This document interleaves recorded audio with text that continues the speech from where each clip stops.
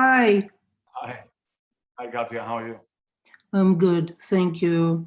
Um, Relatively good. Ben is here, Yeah, thank so God. we're all here, I believe. So Where's normally Ben? we start at 5:05. Here's Ben on top, Yeah. He's above with Ben. above Ben. Glyn. He's under Dina Mazer. Oh, okay. No. He's with Ruth over there.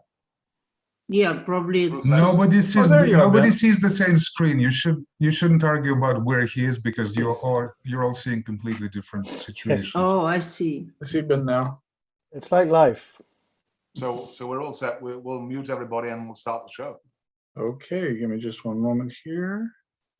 Mute all. What's the order of the readers? You shall find out. Okay. And muted. All right, Mark, you have the floor.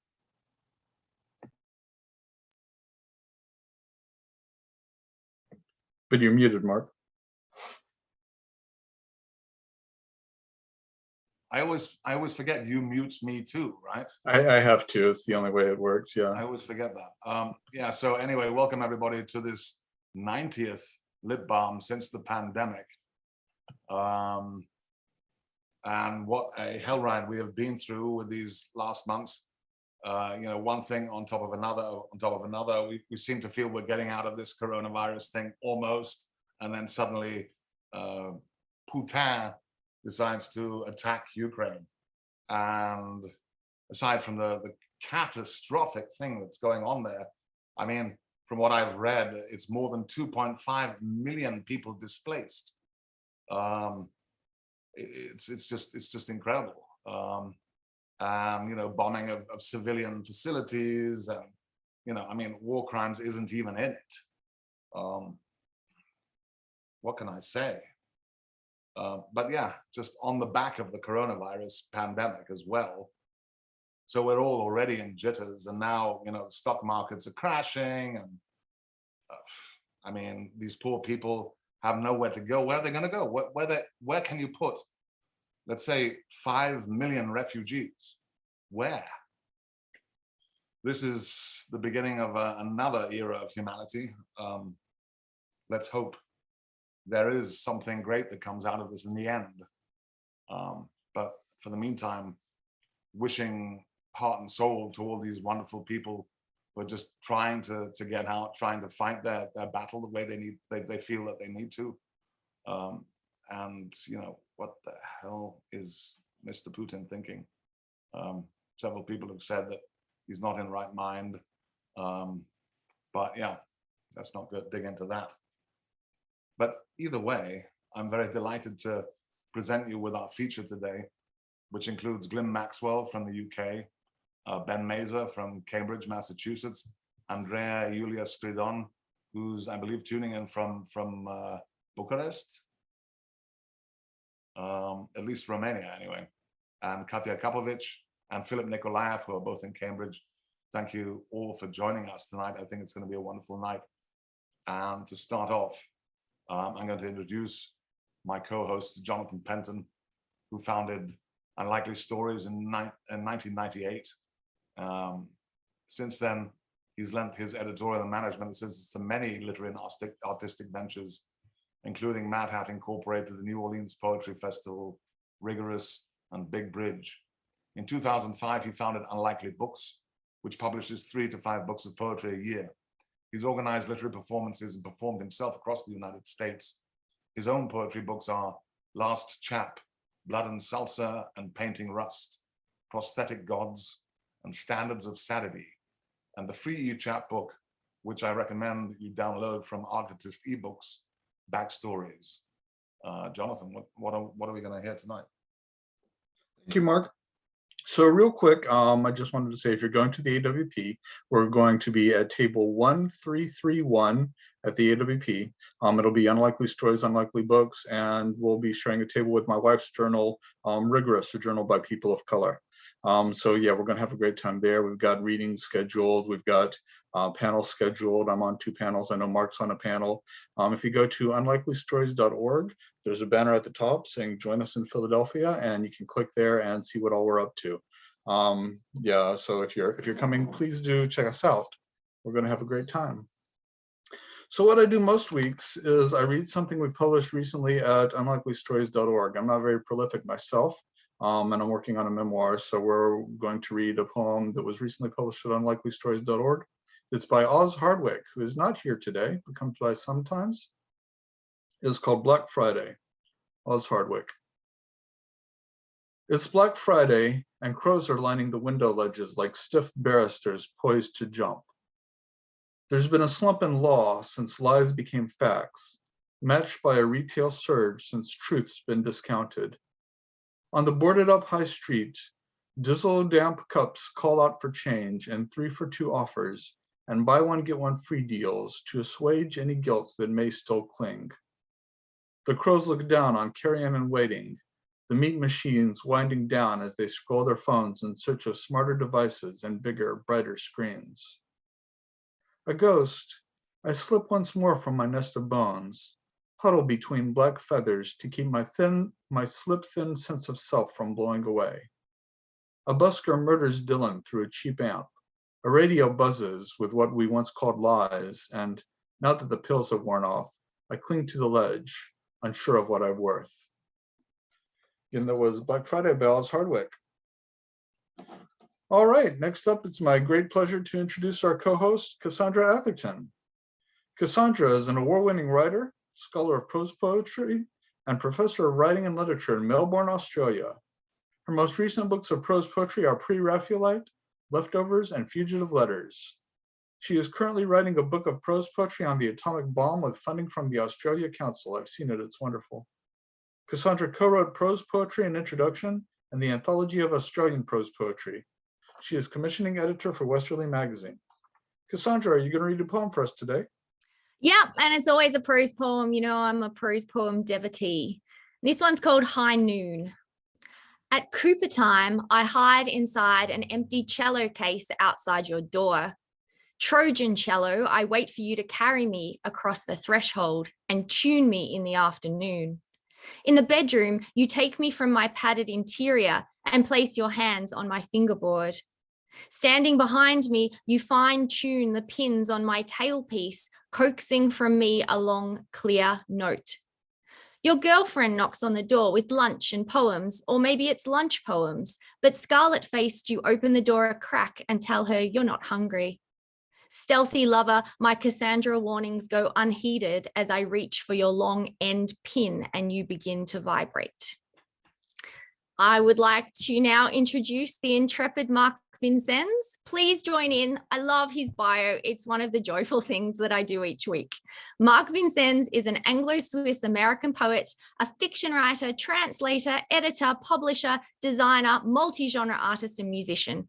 He has published 19 books of poetry, including more recently, The Syndicate of Water and Light, Here Comes the Night Dust, Einstein Fledermaus, The Little Book of Earthly Delights, A Brief Conversation with Consciousness, and 39 Wonders and Other Management Issues, forthcoming from Spite and Dival. An album of music, ambience, and verse, Left Hand Clapping, is forthcoming from Tree Torn Records. Vincennes is also a prolific translator, and he's translated from, yep, I know you know, German, Romanian, and French, and he's published 10 books of translations, most recently Unexpected Development by award-winning Swiss poet and novelist Klaus Mertz with White Pine in 2018, which was a finalist for the 2016 Cliff Becker Book Prize in Translation. His translation of Klaus Mertz's selected poems in Audible Blue is forthcoming from White Pine. He is currently working on a novel entitled The Age of Occasions. Vincennes is editor and publisher of the Stella Mad Hat Press and publisher of New American Writing. He has lived, join in everyone, all over the world, from Brazil to China to Iceland to India. He was born in the famous Matilda Hospital on the Peak in Hong Kong, but he now lives on a farm in rural western Massachusetts, overlooking Herman Melville's Greylock Mountain, and where, I know you're waiting for the change of the final line, there are more eastern spadefoot toads, pickerel frogs, and 5-lined skinks than people. Mark, please give us a poem. Thank you, Cassandra. I shall. This is called No Exit. And it's obviously inspired by Jean-Paul and for the people of Ukraine. We dropped into a seedless pod. We wanted to stay alive. We walked the hallways of banks and offices. We spent time at the municipal court. We courted, doted, and kowtowed. We ran a dog food factory. We collected food stamps. We labored overtime. We struck it out. We laid it on thick. We turned in our early graves. We seeded, we conceded. We followed the sweet watery noise. We agreed without conscience. We flowed and we flushed. We turned up, we suffered them out. We moved into questionable districts. We were fed up. We won in court. We lost everything and anything at all. We founded dynasties. We compartmentalized. We survived again and again. We rationalized. We found our frown. We collected mushrooms, woodworms, ran out of juice. We found a home we had once known. We fished, we angled, we made a truce. We embraced our ghosts. We ran deep, embattled and embittered ourselves. We ran still we soybeans, we bounded in servitude, we born and bred. We in our own company, we who are running from, we when the light wind rises, we shifting streams, we fish or pheasant, we from the first dawn, we on a little planet on the rim of a galaxy, we bigger than ourselves, we immortals, we taken in by our own voices, our behest, our own Stockholm syndrome, we who cannot reach from the darkening shore, we who need a paddle or a puddle, who smell of rain, who are leaves suddenly upward moving, who are dry, furry or blind, who are chasing a cat, who have a fear of strong winds, who are at ends with heaven's light, who grow and stretch in all directions, who laugh and don't say, you too?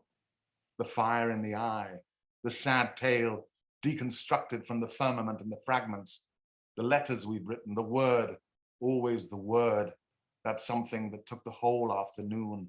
And mind your place, mind whose noses twitch, who opens forever, who is the sound of trees, who is the salt flood, or just a steady breeze. Stand by.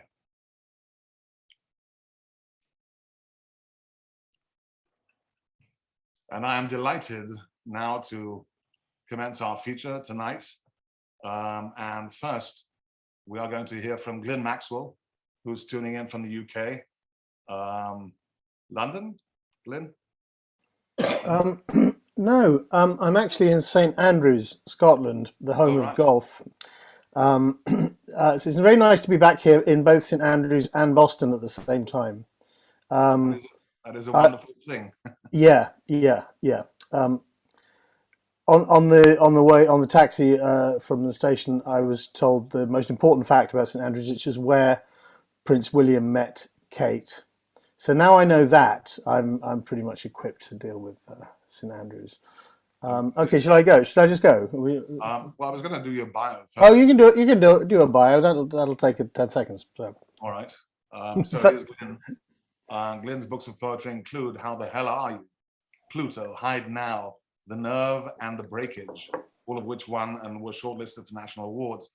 His book-length poem, Time's Fool, is in development as a feature film with Fox Searchlight. In 2012, he published On Poetry, a popular critical guidebook. And in 2016, its fictional sequel, Drink with Dead Poets. His plays include Liberty, which premiered at Shakespeare's Globe in 2008, and The Lifeblood, which was British theatre's best new play at the Edinburgh Fringe in 2004. He's also a novelist and librettist, in which capacity The Firework Maker's Daughter, to be staged at Minack this summer, was nominated for the Oliviers and nothing for the Sky Awards Arts Award. His new libretto for Wagner's The Flying Dutchman will premiere and have a national tour in autumn of this year. During a 10-year spell in the US, he taught at Amherst, Princeton, Columbia, and NYU. And in the UK, he has taught at the Universities of Warwick, Essex, and Goldsmiths. He is currently head of studies on the MA at Poetry School at Somerset House. He was chair of the judges for the T.S. Eliot Prize this year. Welcome, Glyn. Thank you, Mark. Talking of which, how the hell are you?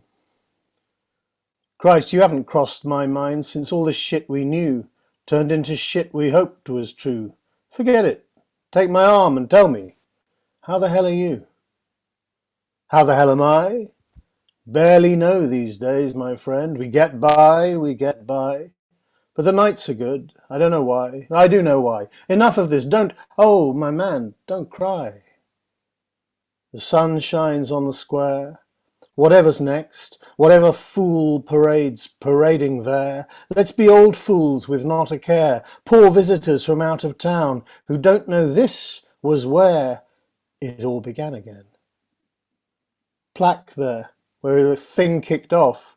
Here come the same young men in the same lines. Remember when we, never mind, huzzah, forever, glory be, amen, etc. Off they go. Sunlight glancing off their gear, new world of years ago. But you didn't hear me say that, though, because I never did. How does your bastard garden grow? Here's a howdy-do. Remember how this couldn't happen, given what we knew, those checks and balances, and due process and fair play. Christ Jesus, wink an eye, if you remember. I forget. It wasn't true. So I remember anyway. Let's let bygones be. I'm glad we met. It's nice to be reminded something isn't over yet. I just mean you and me, out strolling in the square together, stopping here for tea. Two creatures with no history, who dreamed it would be otherwise, but who the hell were we?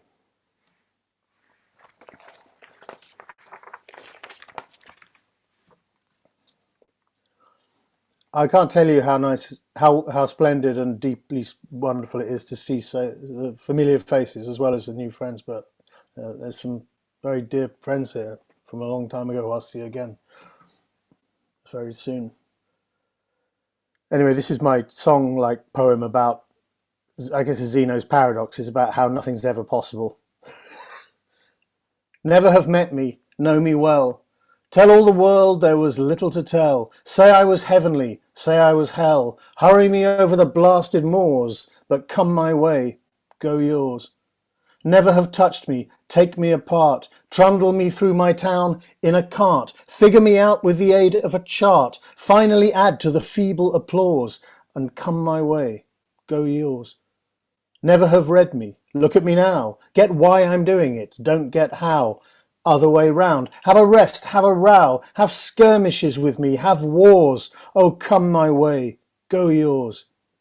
Never have left me, never come back, mourn me in miniskirts, date me in black, undress as I dress, when I unpack, pack, yet pause for eternity on all fours, to come my way, go yours. Never have met me, never do, never be mine, never even be you. Approach from a point it's impossible to, at a time you don't have, and by these bylaws, come my way, go yours.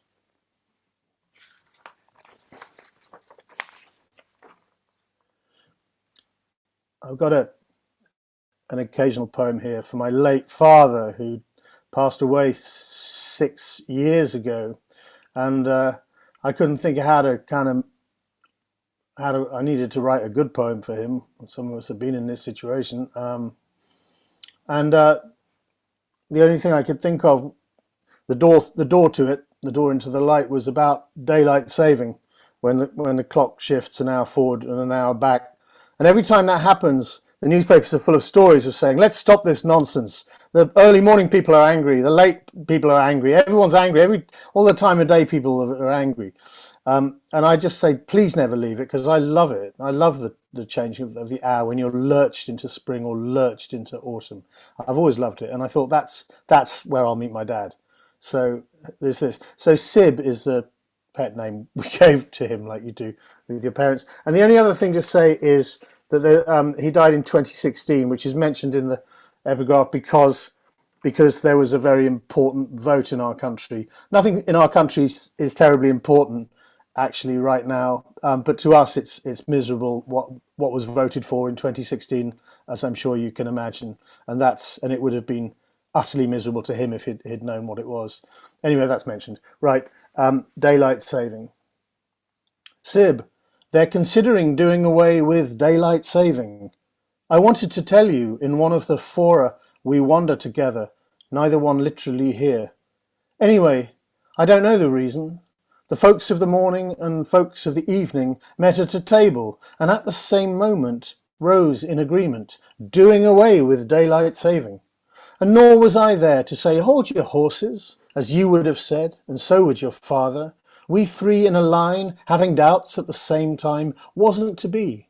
No one sat in our places. No one spoke up for the scent of the hedges, our marathon hide and seek going on, when the sun should be set, and we shouldn't be out, and the ribbon of light down the curtains for ages, infinite really, in that there's no ending, anyone's showed me.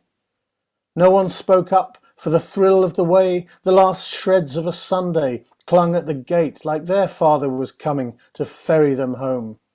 All gone if you look, but no one is looking. No, Sib, they are thinking of doing away with daylight saving. Won't miss the beetling advance of the dark on your boys standing up in our bikes heading home. They won't miss the witches just missing the trees when it's not even 5. For whatever they save, they will lose as they do. It's not going to be time. Who knows why they had daylight saving at all? I'm just glad we had it. I'm sure you explained. You're explaining now, and I'm listening how I have generally listened and largely will for the love in a sound. They are doing away with daylight saving, and where shall we meet? Now God, I don't think so, is shutting those windows and locking the house like a yesterday. We shall meet where the light and the clock are askew, and the language has scrambled to say what that's like, and it's thinking it might let the space play the light, and it might let the space play the other thing too, what was it called? 2 hands in a ring, and one pointed to there, and one pointed to there. There was its point. Who knows where it went? Howls the language again, and goes back to its darning. As back to St. Francis we go, you and I, where we voted that second last time you went out. Won't say how that went. There'll be time better spent, and light better shed to go wandering by.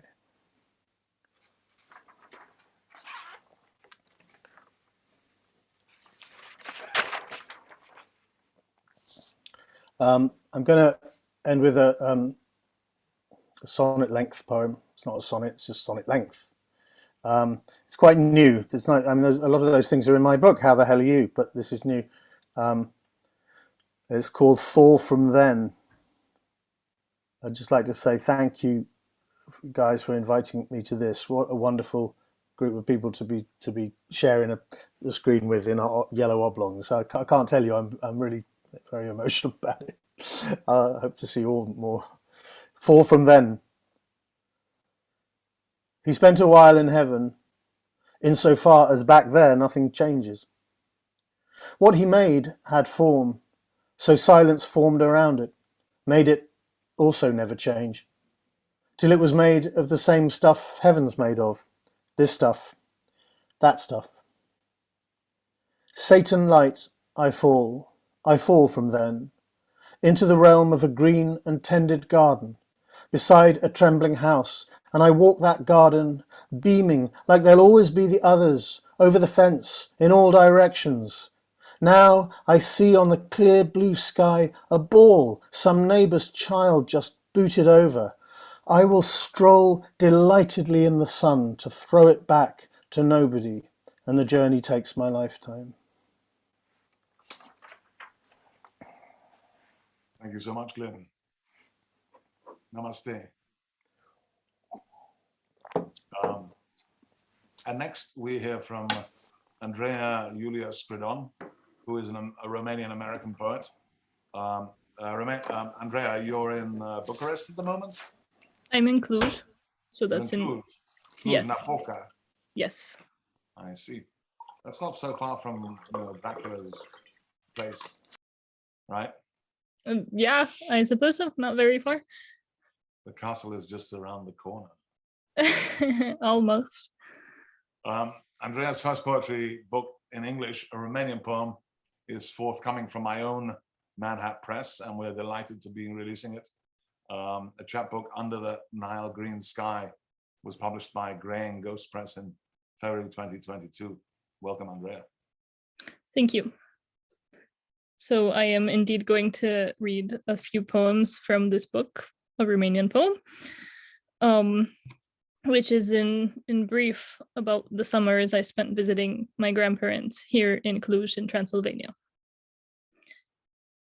Carapaces. How grainy the present has grown, how slow your cane sounds up the stairs, how depressing it is to see you fall asleep in front of the TV, how useless the things that brought you pleasure have become. Chocolate, walks, and from your loves only the carapaces have remained. At the screen's alabaster light, from their strips you have nodded with shaking hands, seraphim.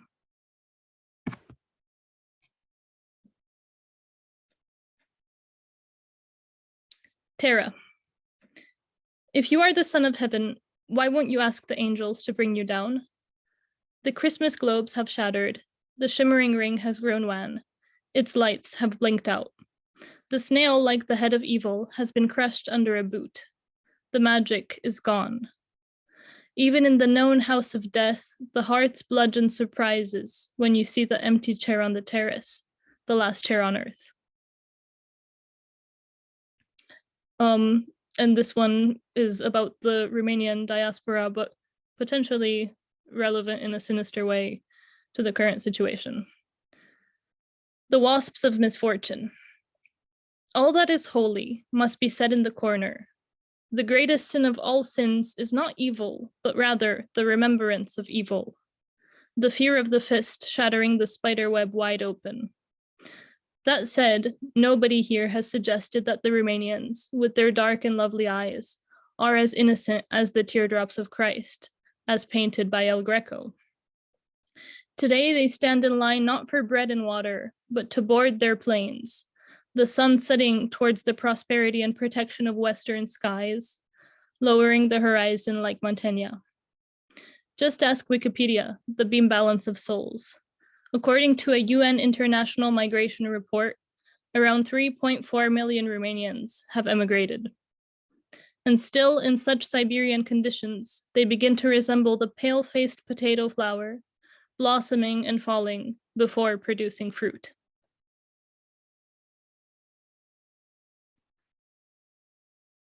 Under the apple tree.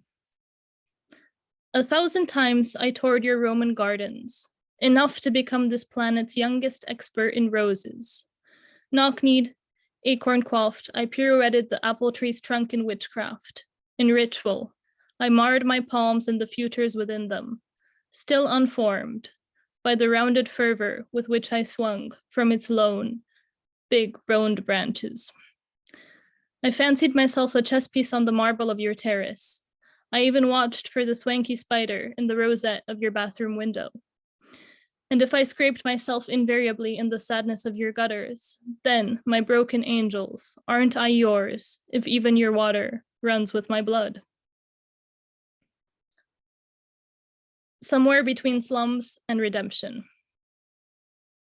When, I wonder, will all the leaves on earth sway in unison? And when they will that be the end of the world? When will my back break from endless guilts, like that poor hamster dead at Christmas? Like that, sad quiet will hold the house. Like that, everyone wonders, do I know love? One thing I can say, I know the feel of fruit crushed in the grass.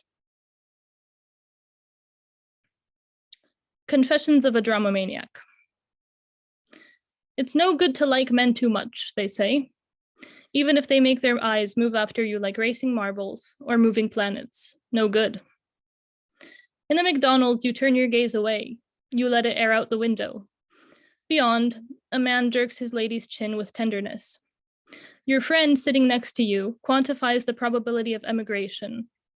8 or 9 out of 10. He wants to be someplace where he won't see so many weird, sick, plain bad people. Yet as much mud as your sneaker soles may gather, you circle the same sceneries. The peasant tying her kerchief under her rumpled neck, the red donkey in the form of a balloon on a string, the long noose of the stairwell, that leveled holy cave smelling of spice and firstling, the birds that graze over the lake and pirouette across the clouds, and yes, The heart combusts as rain emanates from the asphalt.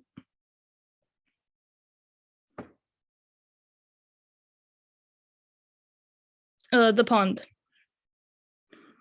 Water, a baby screamed at me, holding his father's hand. Oh my God, they're mating, said a preteen in my ear as he picked his nose.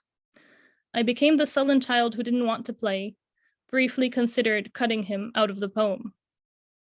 But soon the azure dragonflies arrived. The water lilies blushed on edge in tones of Sunset Boulevard and Campfire.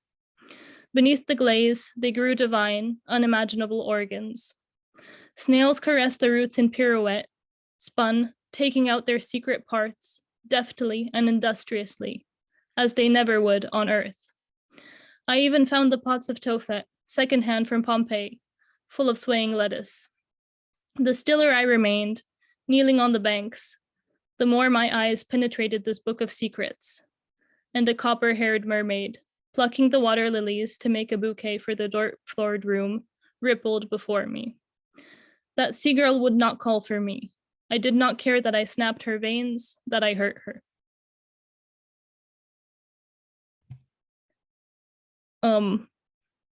And I will finish up, I suppose, with a short poem on a similar note, Learning to Swim. This heart is an empty swimming pool. This heart is a walnut tree with arthritis. This heart is a wasted gazebo, and a canine exposition and a polar expedition, and a lonely turret sieged and kidnapped like a fair princess. I won't play anymore, an archangel says. He goes out to smoke a cigarette. Thank you. Thank you, Andreea. Wonderful to hear you from all those miles away. Yep, the horse's mouth. But the Thank force you. is with us. The force is with us, as they say. Huh? Next, we hear from Philip Nikolayev, an old friend of mine, or young friend of mine, who is a Russo-American bilingual poet and living in Boston. Philip is a polyglot and translates poetry from several languages. I know at least French, obviously Russian. We have Urdu, Hindi. Is that right, Philip? Yeah. And French. Don't list them all. That's okay. Anyway, Philip's poems have appeared in many journals internationally, including Poetry, the Paris Review, Harvard Review, and Grand Street. Philip's verse collections include Monkey Time and Letters from Oldenbury. Philip co-edits Fulcrum, a Syria anthology of poetry and critical writing. His bilingual edition, The Star of Dazzling Ecstasy, which just recently came out from Tip Top Street Press, 79 poems by Alexander Pushkin. Welcome, Philip, and looking forward to hearing you. Thank you. Glyn, it's overwhelming to see you after all these decades. Welcome home, as it were, and all of you friends. This is happening at a terrible time in Ukraine, and it's a terrible time for us Russians, a time of terrible shame. I'm so very sorry and so ashamed of what we're doing in Ukraine. Glory to Ukraine. And Mark has mentioned my Pushkin volume that came out recently, a bilingual edition with my translations. So I'll read two short translations out of that. I'll start with Pushkin and then I'll move on to my own poems. They both have to do with, they express the perpetual Russian vexation at Russia being an autocratic, despotic sort of regime. Kukushkin Bridge is a bridge in St. Petersburg over the Griboyedov Canal, and that's where stands the St. Peter and Paul Fortress, which is a symbol of Russian imperial power and was also a political prison in imperial times. Having just mounted this Kukushkin Bridge, leaning his arse on the granite. Here, Alexander Sergeyevich Pushkin stands with Monsieur Onegin on it. But the St. Peter and St. Paul fort on the Neva's murky waters, he proudly turned his nether quarters at the imperial citadel. And the other one is a youthful poem dedicated to his friend Chadaev, another young liberal. Not long indulged by sweet illusions of love and hopes for better days, we saw our juvenile diversions pass like a dream or morning haze.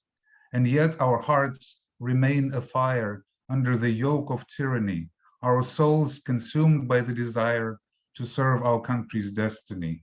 We still await in anguished languor our festival of sacred freedom, much in the way that a young lover awaits a tryst that's been agreed on. While thus ablaze with liberty, our hearts remain alive to honor. Let's to our mother country offer our spirit's full nobility. Comrade, believe it will emerge the star of dazzling ecstasy. Russia will wake from her mirage. On ruins of autocracy, we yet shall see our names writ large.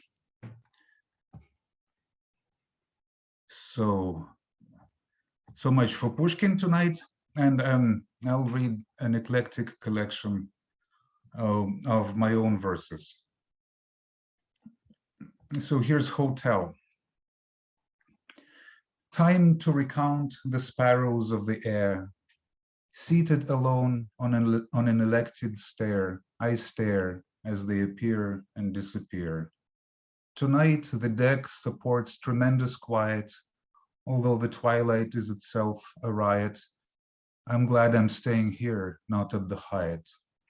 My pen, eye, notes, watch, whiskey glass, and hell all hang together comfortably well. Pain is my favorite resort hotel.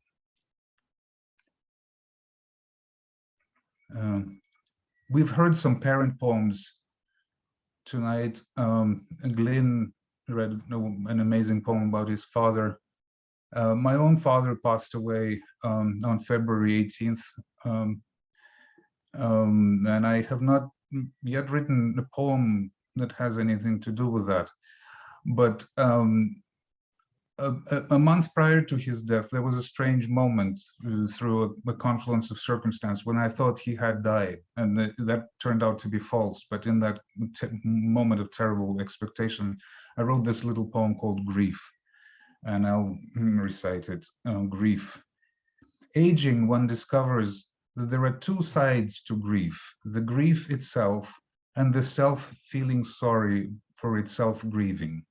The system goes into resonance, the self itself and the self perceiving itself as if from without, unable to resist sympathizing with itself, sorry for the I itself. And that's it. That's all, or almost all anyway, that there is to grief.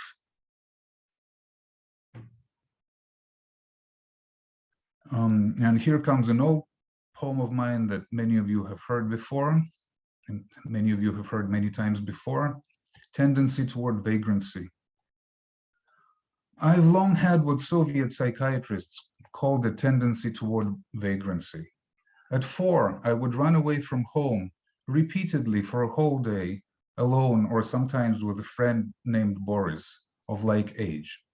We knew full well that we just can't do this, but nudge for nudge and wink for wink, we'd board the trolleybus number 10, I think, buy tickets at 4 kopecks each from our gleanings and savings of the week, stick them into the ticket punch on the wall, watch the Chad fall as you pulled, and ride all across Chisinau in half an hour to get off near that unforgettable restaurant built in the likeness of a huge wine barrel.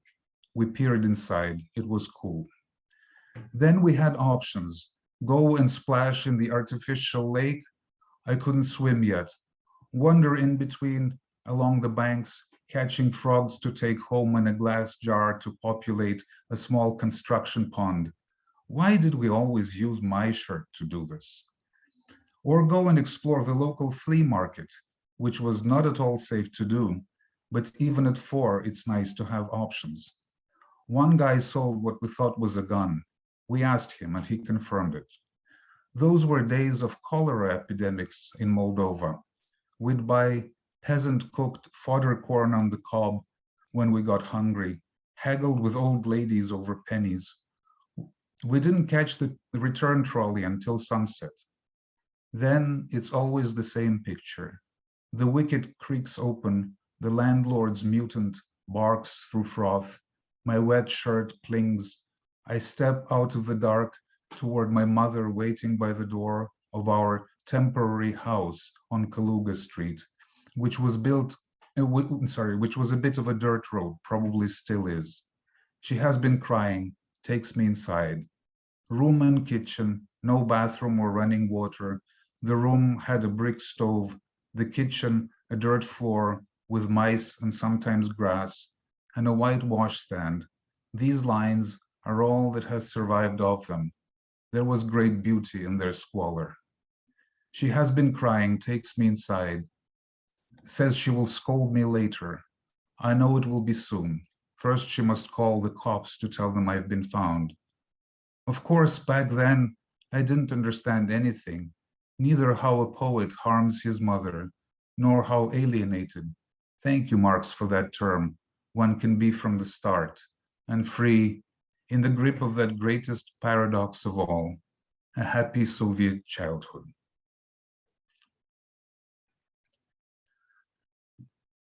Let's be more careful. Washing a handful of discount blueberries in my hand, I thought I was being completely careful, but dropped one and it got squished. Thank God it's a mere blueberry, thought I. It could have been a person, a neighborhood, a village, or worse. Blame.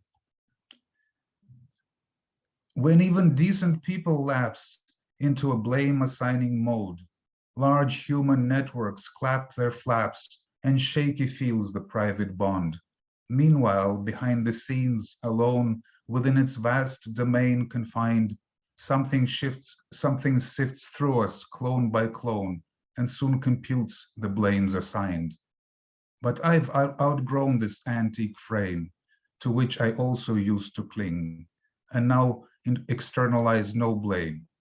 I am to blame for everything. How am I doing on time? Could someone clue me in? You're quite okay. You can do another poem or two. Okay, all right. Oops. Come back here. Okay. Stranger things have happened. According to the feed item, Mr. Basu, a 41-year-old Bangalore man, has married the rat he believes to be a reincarnation of his first wife, killed in a car accident. The father of 4 young kids, Mr. Basu, felt devastated, destroyed, until one day, some months later, a female rat came to his doorstep. It had my wife's eyes and nose, he said. He understood quickly and without doubt who it was. I offered it my wife's favorite cookies, and it devoured them just like she would have done. There was immediate mutual affection and the familiar expression of the eyes. Mr. Basu consulted the temple officials who supported him in his decision and performed the ceremony. The two were reunited, their reciprocal consent beyond question. Laugh all you like, you who like to laugh, and rage, you who like to rage, and drone on, you with the correct religion, from positions of your presumably sounder knowledge and saner minds, you who cannot imagine marrying a rat. I wonder how they're doing now, but the news feed is silent. The human mess has moved on and forgotten them. I imagine them living happily and peacefully ever after in a secluded cottage somewhere. I only hope, dear, come what may, always to cling to you with the same mad loyalty and to show the same blind faith in the face of death. I only hope.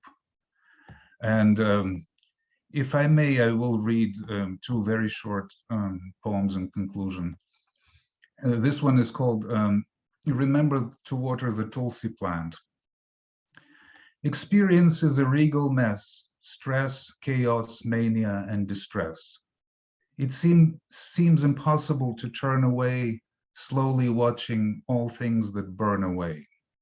Dwell on the burner and the burned, afraid not of the lesson learned. One day, when enlightenment comes, start not suddenly beating drums. Stand basking in the news received that everything has been achieved, that now you have all that you want. Remember to water the Tulsi plant. And one more. The mirth and ruth of youth, the wage and rage of age, the truth and the untruth, the cage, the cave, the sage, with everything else clean gone, except for the one. The glory of vocabulary, the florist and the greenery, the allegory of the gory and the forested scenery, with everything else clean gone, except for the one. The ocean and its froth, the continental shelf, the path forth and the earth, the well of wealth, the self, with everything else clean gone, except for the one. Thank you so much, my friends. Thank you, Philip, except for the one. And now we hear from Katya Akapovic, who is the author of 10 Russian collections and 2 volumes of verse in English. Her English collections are Gogol in Rome and Cossacks and Bandits.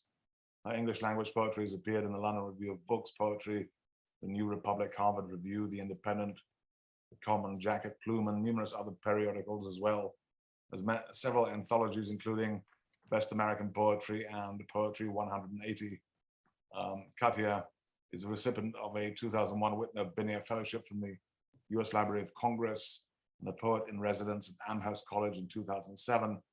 Katya lives in Cambridge, Massachusetts. She's also the recipient of the 2013 Russian Prize in the category Short Fiction and an International Hemingway Prize in 2019 for her collection of short stories. Welcome, Katya. Thank you, Mark. Thank you for organizing this. It's an enormous pleasure to read with my friends, with dear Glyn Maxwell. And this reading is, as I say, I devoted to Ukraine, to my Ukrainian friends, to the heroes, to women in the basements, to the children, to those who in Ukraine and out of Ukraine because they were chased by war. And I want to start, meanwhile, the poem with this poem to the Birth of Anarchy for Glyn Maxwell. Once we sat down, I don't remember the year, we sat down in a coffee place. It was windy, everything was flying, and it was after the reading. The previous day there was a reading, and we sat down and talked. And we talked, and Glyn talked about Brodsky, who's my favorite Russian poet, and he was, and he told me stories about him, which I cherish and remember. And then he asked me about my childhood, and he said, how did you survive? How did you live there? And I said, you know, everybody around was a genius, and they all sent me to buy vodka. And we celebrated anarchy with him, which we kind of cheered, you know, for anarchy of poets. So the Birth of Anarchy for Glyn Maxwell. I wish we could drink that oily Arabic coffee on the open veranda till the end of autumn. I wish the police declared a curfew and the waitresses sang their anarchist anthem. I wish the wind broke into a newsstand and dragged newspapers to the nearest abyss, and the lights went out and all bankrupt street vendors left their goods at the feet of paupers. And the wind tore into the booth, and the snow of print settled slowly, gradually melting, and the lights died down and glowed low, and who could wish such a thing but an owl or a cretin, and paupers got drunk, and policemen threw fits, stuttering in forked tongues like apostles, and the day was a night, and Acacia's tips were coins on fake marble tables. The next poem was written when our soldiers, American soldiers, marched through desert in Iraq.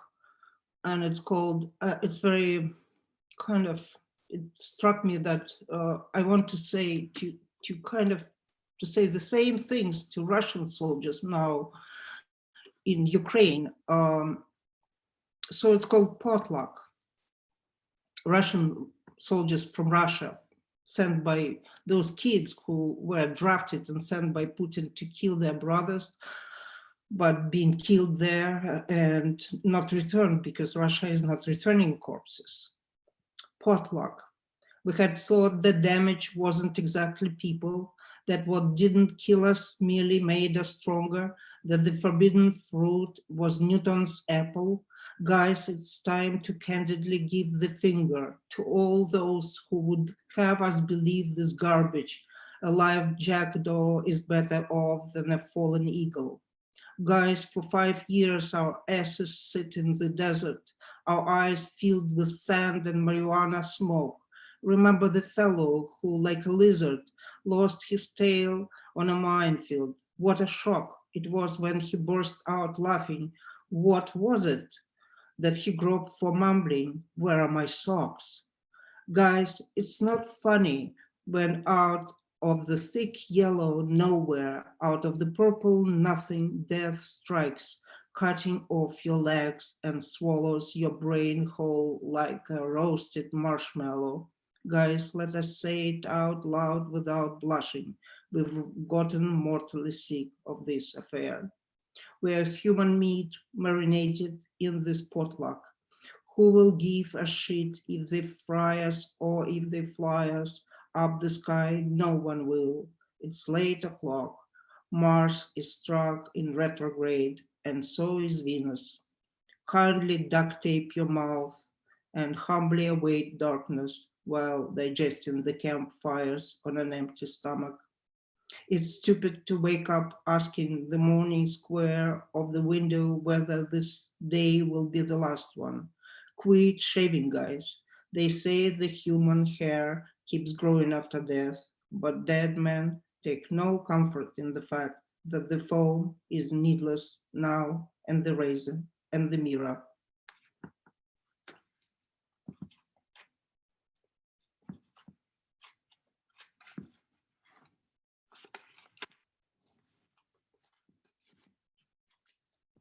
This poem is also relevant. I even thought of changing the name in it of one dictator to another. It's called Hero. On a cold winter night in '78, he drank 2 liters of Russian tea, went to Red Square before light and wrote on snow, "Brezhnev is an idiot." He was my God, my hero, my model world.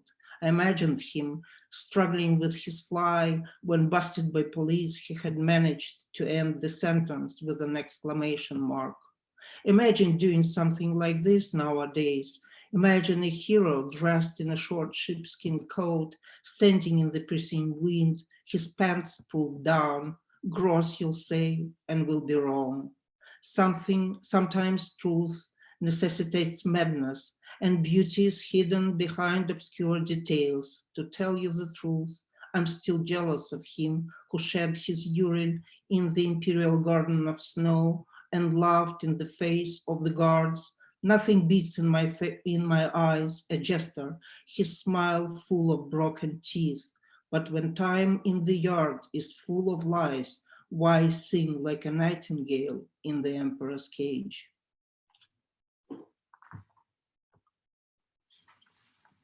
Thank you.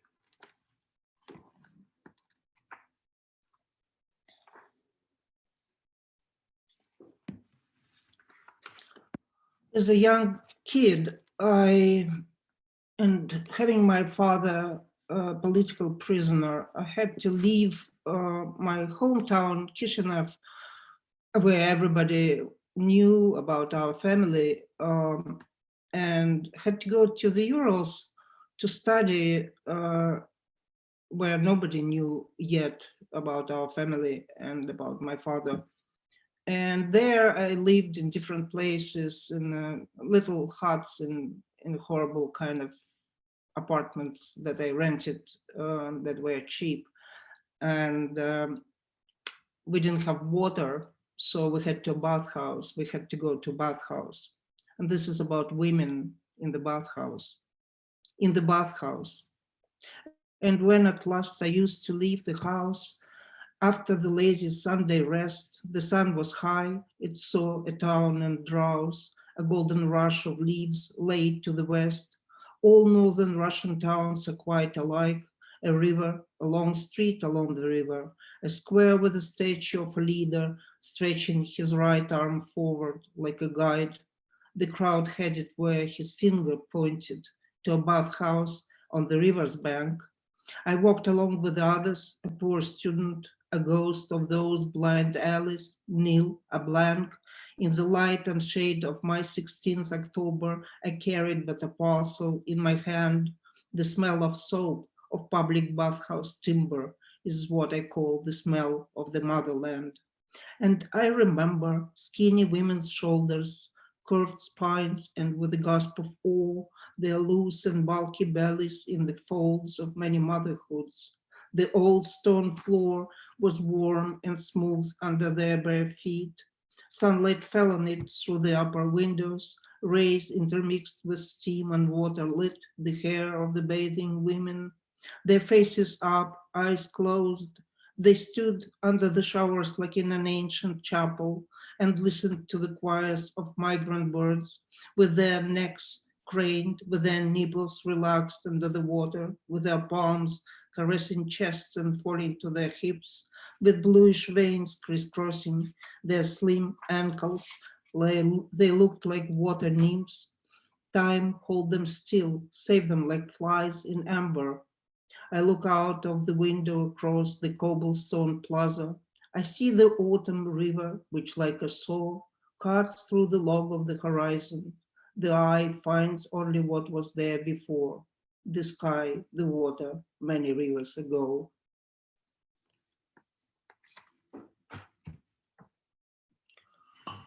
And I will finish, those who are interested, that you can find my poems been published in 2 books, and you can see them on Amazon, I guess, because they've been published in England. The collection of stories, Gogol in Rome and Cossacks and Bandits. But today I want to finish this reading with 2 poems. Every day since 24th of February, these horrible days, I keep a diary of I called it kind of sort of annals of this war, or diary of this war. I write it every day in Russian for my Ukrainian friends who await. They told me that they await each night for a new poem, and that really helps them. I'm not a translator. I do not translate poetry.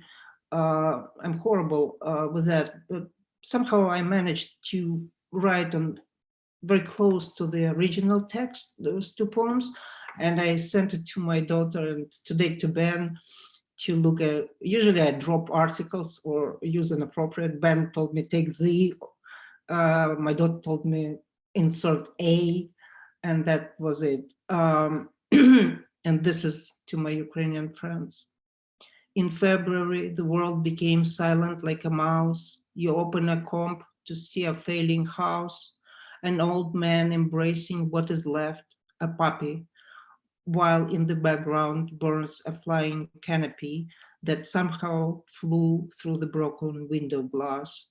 So the old man takes an empty bottle, fills it up with the gasoline, makes a Molotov cocktail and goes to battle, an armored car fighting for his Ukraine, for its poplars, for its peaceful hearth, for its people, for a church steeple, because not gods win war on earth, but regularly guys, ordinary people. And the last one, I refuse. I refuse to write a beautiful verse in these days when an old man dies because a rocket hits his house in the present continuous tense. When a woman screams in the debris, I refuse to write beautiful lies on my mind, and with such a spree, only her bloody face and burning eyes. No way I say yes to the view to a plane in a Kharkiv window pane. Hey you, occupier, fuck you, go away from my Ukraine. Thank you guys for listening. Thank you for support. Thank you, Katya. That was amazing. And next we will hear from Ben Mazer, who is hanging out in Cambridge, Massachusetts, from my understanding, and who will publish his new selected poems this year in 4 editions: Russian, Ukrainian, Romanian, and American, from Mad Hat Press. Ben's critical edition, The Collected Poems of Delmore Schwartz, will be published in 2023 by FSG. Welcome, Ben. Thank you, Mark. Get straight to the poetry. The doctor makes a neat incision based on municipal decision, closes the wound, the tempered part, still with anesthesia pins the heart. The atmosphere is his whole wood, the moral duty to do good. When mansions crumble at the edge of the new universal college.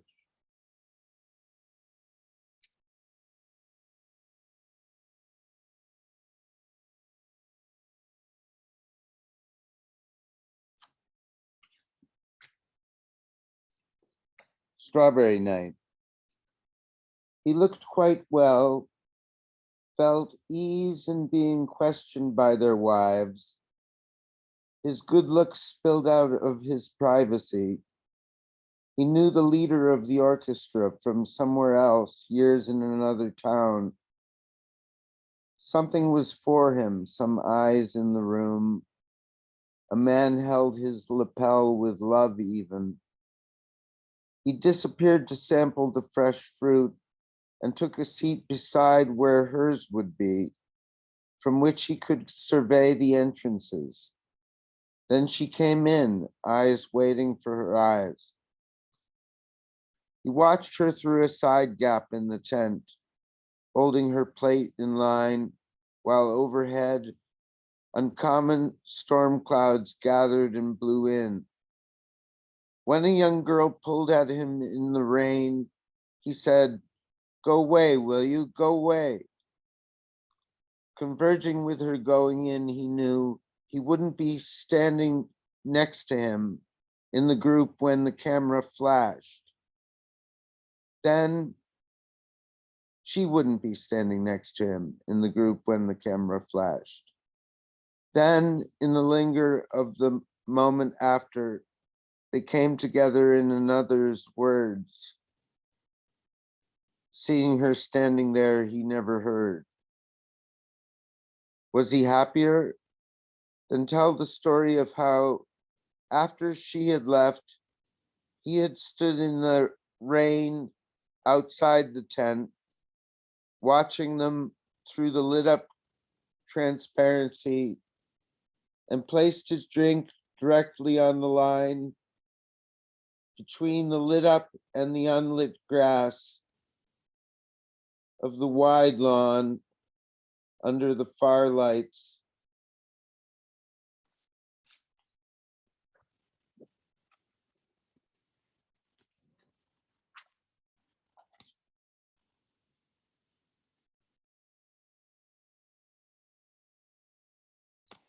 Epilogue.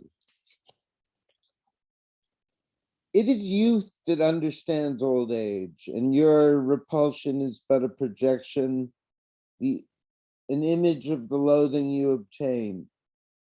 I've seen the fall come in and think I shall follow each leaf that winds about the house to where you stutter, the end of the tether where grace walks through the bridal foliage, and no one could mistake you for another. After that, they are only leaves to burn. And when the flowers burst upon the rain, the roofs shall keep their solemn, gentle witness, far from the young men who travel far to fill their noses with the autumn air. Daybreak is decent as awakening, and love is gentle, though he is no scholar. What if I filled my notebook with his words, sketched suddenly with no least hesitation? Would she return to him when it came fall, or would he sink into a bitter winter, and not even counting the blossoms that are gone? How many times the autumn rain recurs to wind about the river in the evening, or fall like one great ocean in the dark?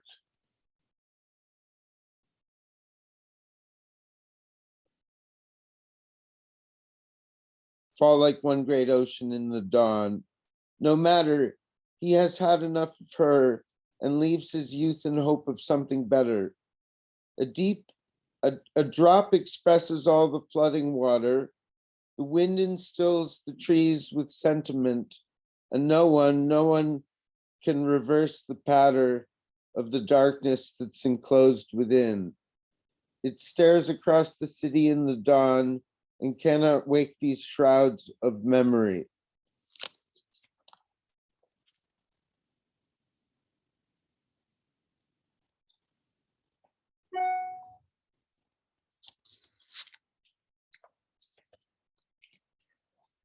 Golden Boy.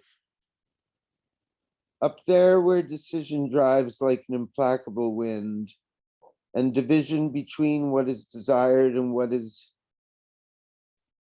demand, the top of the city seems suddenly explicable, and reality itself the foremost fable. Whether rich or poor, whether in or out the door, the hand freezes, brushing against fate, brushing against another, whether a small daughter growing to be a wife and a mother, and the insistence to fall is tearfully bitter. To fail is to fail to succeed seems to be elaborately better, but to convince her who holds the key to it all with the double doorway of her half-cowed allegiances is equal to an entire lifetime of stress, broken hands, the spurned violin, the old world father's distress, the decision to ride by a cab to the upper side, the stark, silvery, icy refusal to take a dive. For now is now, and nothing anyone can say can never again take the smallest of dreams away, whether they let him go, chalking him up as crazy, or do him bad, stating that he is lazy. No matter, here, now, at the top of the world, in the massive city, undulating and whirled on the silver spikes of hope, the beams of light that crush the weak, delirious, debilitate their spirits. Like shadows, he sees the spirits of all his fights fall away, knowing love in a grain of sand to one of the world's nights.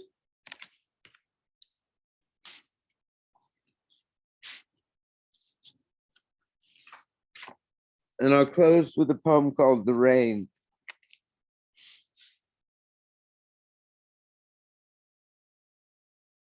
I just want to say first that it's very special and moving occasion for me to be reading with old friends and Glyn Maxwell, who's going to come visit us, and Katia and Philip and Andreea. It feels like a special night to me. The rain. Start with the rain. The dog starts with the rain. The day starts with the rain. The Sunday rain, another Sunday rain. Let us go out and on like pain. Thus find your elemental theme in rain. There is no business raining on the roofs, and no one and but one light that lights the horse's hoofs. Low to the ground, sink into earth to strain the music of the sky opening its vein. Without a sound but wind that whips the leaves, and hammering like fingers on the eaves, the day begins, the luckless lover grieves, sinister mysteries the mind perplexes, the lifeless throbbing of the dullest flexes. So what has happened to another year? The eye scales brick, and stillness plumbs the ear, and there is no one there to truly hear. The calendar with love has been cast out. The vows and promises another route have taken, not what might have been. The soul is empty underneath the skin. The faithless lover lies in naked sin. Just so, with rain, you let the day begin. The streets are slick with memories, reflections, the many byways of the mind's directions.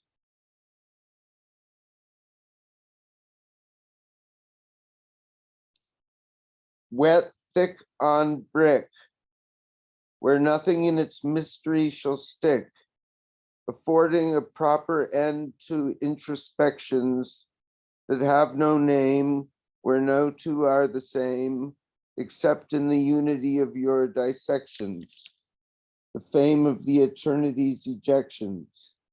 Mankind is sick and comes up against naught but stone and brick, nor certain what there is he should atone for, nor what there is that he should truly moan for.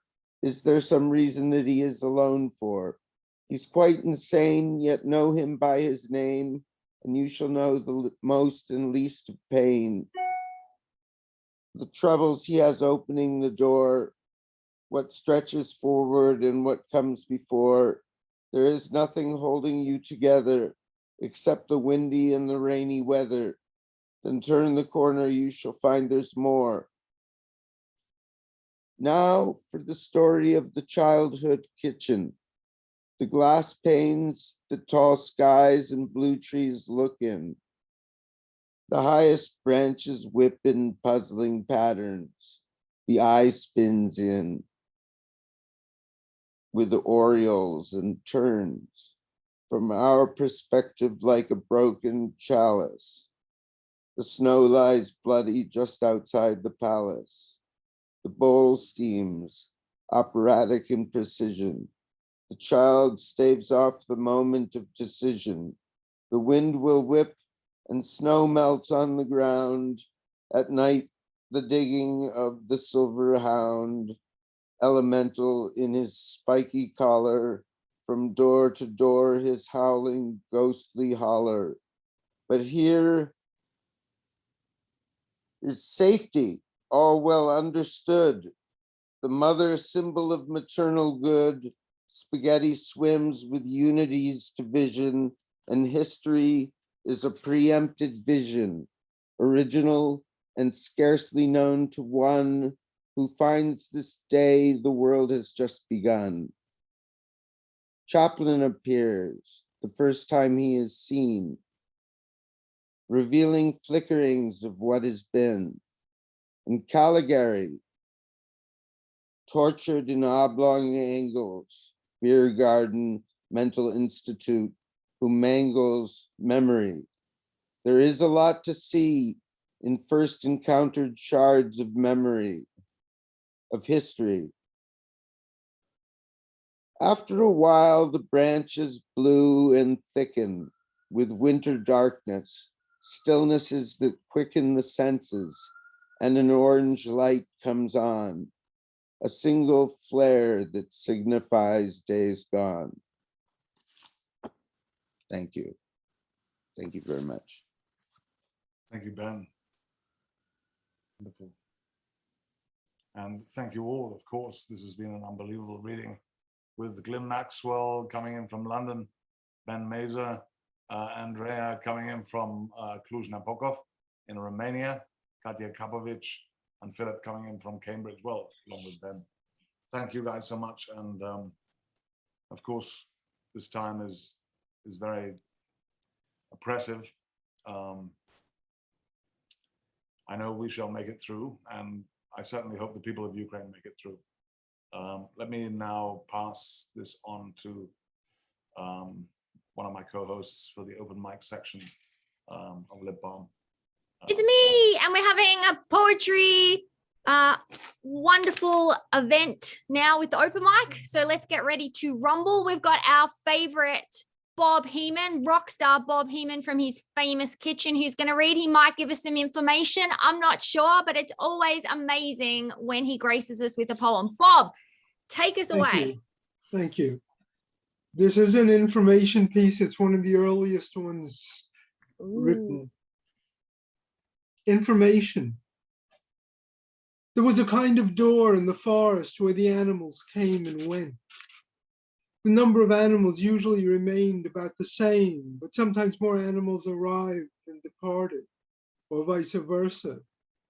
Once when the forest was almost full, the town folk started calling it the Forest of Eyes, or the Great Noise. Another time, when there were almost no animals, a man standing near a large willow became fixated upon the sound of the fluttering wings of a solitary butterfly. He created a small song based upon its rhythms, which the children still sometimes sing before their minds are captured by less subtle things.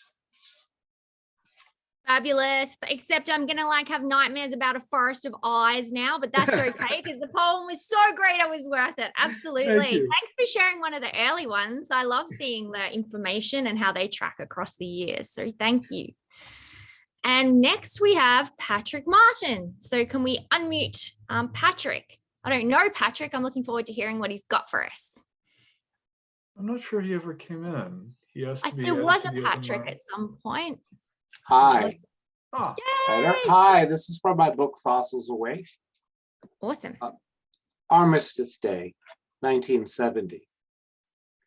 The porches of the three-story brick hospital were enclosed by screens and bars, and there the veterans of the Great War would sit in their pajamas and smoke, slump in their rocking chairs, not rocking, and wait for the nurses to take them back to their shared rooms. Once, when it was past the usual time, my father and I went inside, wandered the gray halls to try and find my mother among the nurses. She was stooped over a man in a wheelchair, holding his wrist, not counting. I'll be a few more minutes. He's dead. We all waited for the doctor to relieve my mother and write the certificate so we could get out of the hospital, home, past 2 elementary schools, to our neighborhood where war was painted on stop signs and where old men with thick glasses waited at red lights selling paper flowers. Wow, that was incredibly moving. Thank you for sharing that. I love the line slump in their rocking chairs, not rocking. So many wonderful moments in that poem. Thank you so much. Really appreciate it. Next, we have David Donna.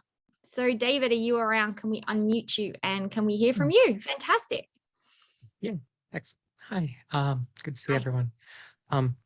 I think a lot about Geoffrey Hill's poem Ovid in the Third Reich, which, as the title suggests, is about disasters and what it means not to be in them, kind of. So this is a golden shovel on that poem.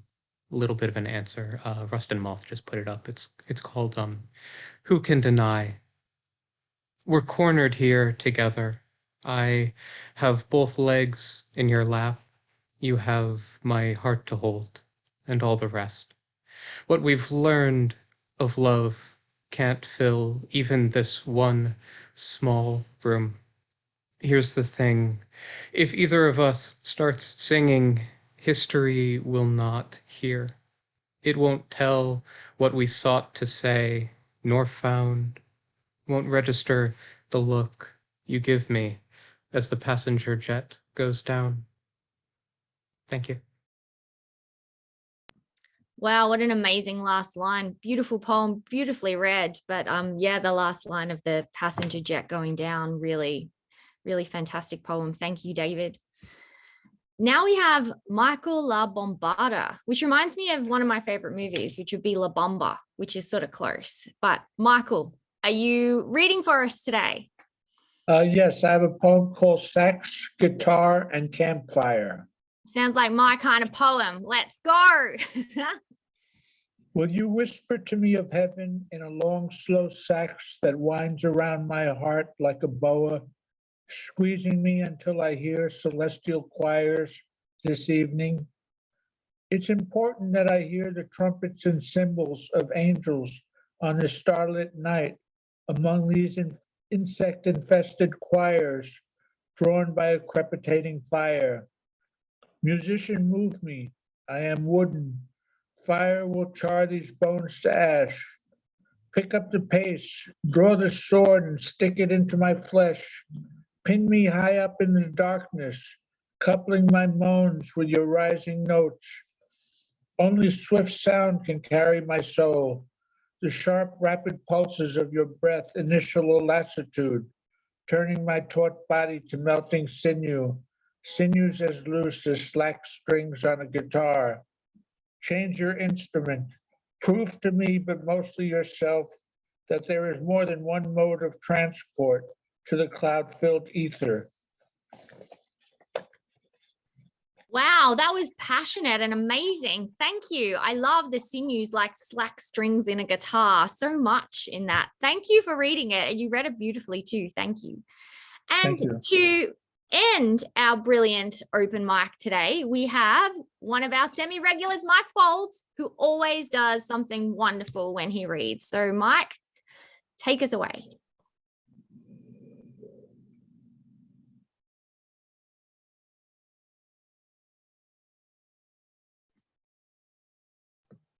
Let's see, he was in and back out and back in again. Michael, you should be able to unmute yourself. Are you there? Mike, are you around? Good to go. Great. Yes, I can hear you. What I was saying, the power seemed to have dropped out a few minutes ago, or at least the internet. I generally feel lost when that happens, but this time I managed to get back in, so much Excellent. better. So now you're found when you were lost.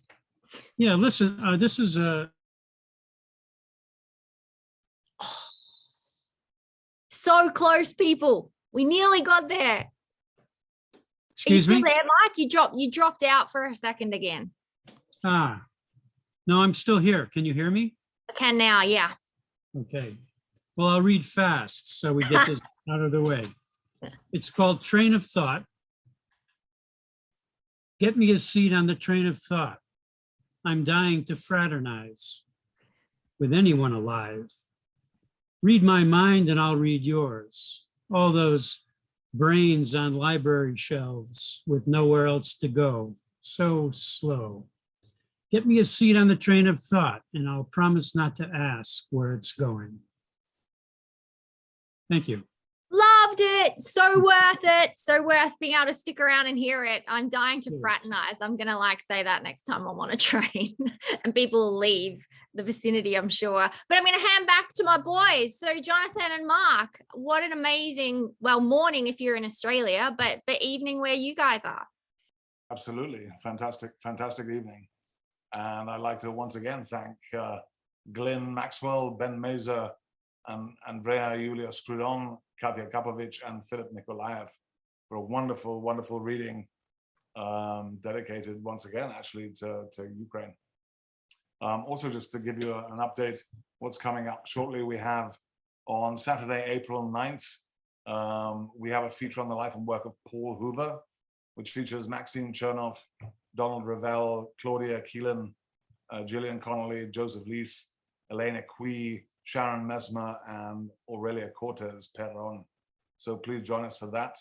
On Saturday, April 16, in cooperation with the New Orleans Poetry Festival, we have a special feature on the life and work of Kalamau Yu Ya Salam, with various presenters who will be featured shortly.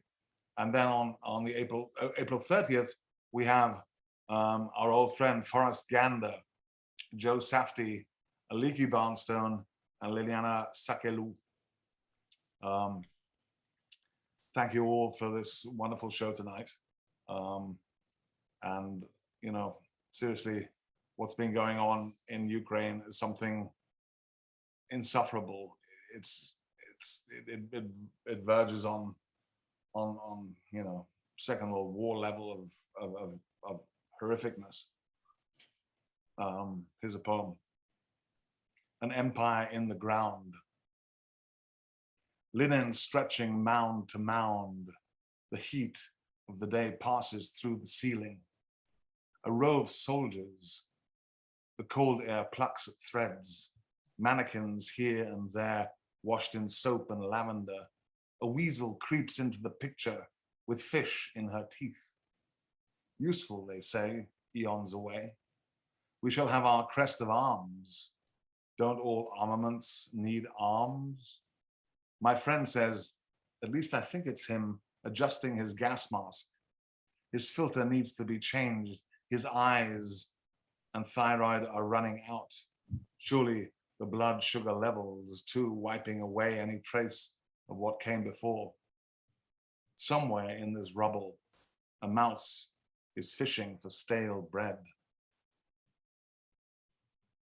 Thank you everyone for a wonderful show. Lots of love, poetry, and keep safe. See you soon.